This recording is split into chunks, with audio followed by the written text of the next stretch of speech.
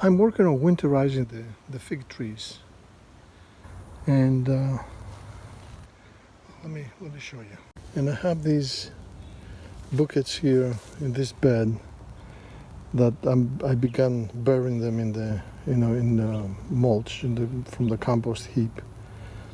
So this is the first attempt, and now in a different bed I have these large buckets that I got from a local nursery in Orange County, New York. So what I'm going to do, I have the fig bucket in the middle, and I added a bunch of dirt from the compost, and I'm going to fill it up all the way to the edge of the bucket, and then I'm going to add leaves and more dirt on top of that, and then I'm going to cover it with a cloth, and it will stay here all winter. As you can see, now we're almost in the middle of October. And look at this. This thing is growing. This and this one too. The top is green. See? So, and there's growth here too. So this cutting is doing very, very well. And this is a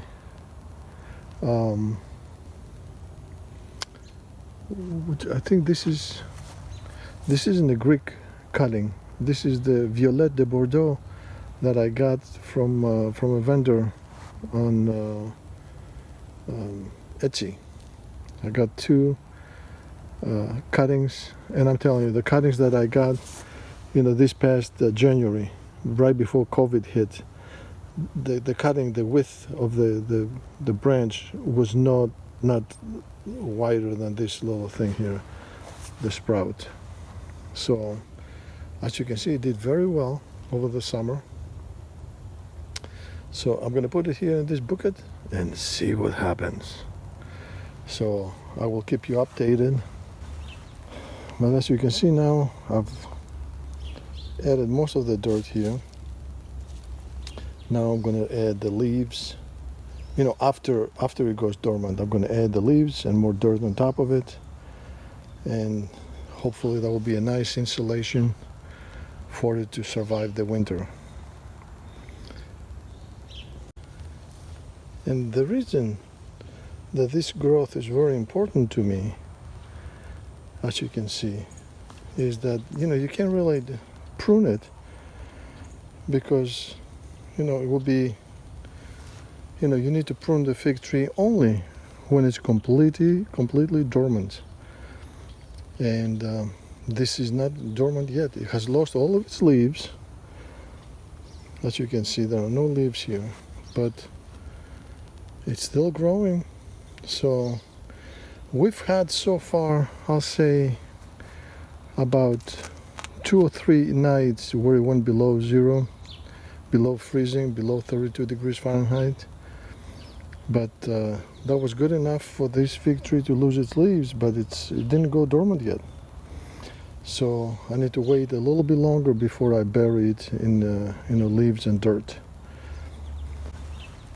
But as you can see now, I've added most of the dirt here. Now I'm going to add the leaves. After it goes dormant, I'm going to add the leaves and more dirt on top of it, and hopefully that will be a nice insulation for it to survive the winter.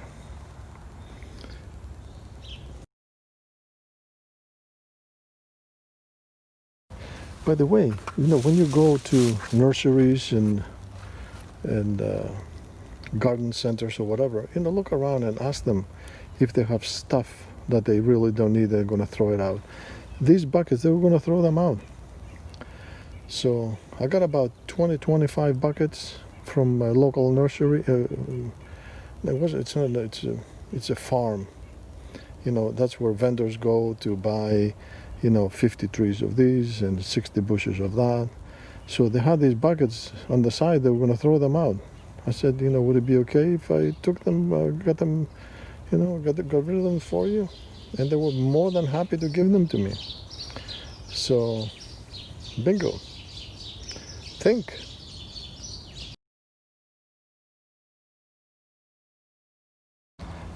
Also, I need to level it a little bit for no other reason than, like to satisfy my anal retention issue that I have. And like I said, I have to create a nice protective layer of leaves and mulch and a cloth on top of it. And if you don't do that, it will be Goodbye Vienna. That will be the end of it. So this will sit here in this bed for the winter. As you can see, there's the bucket that I used to bring the dirt.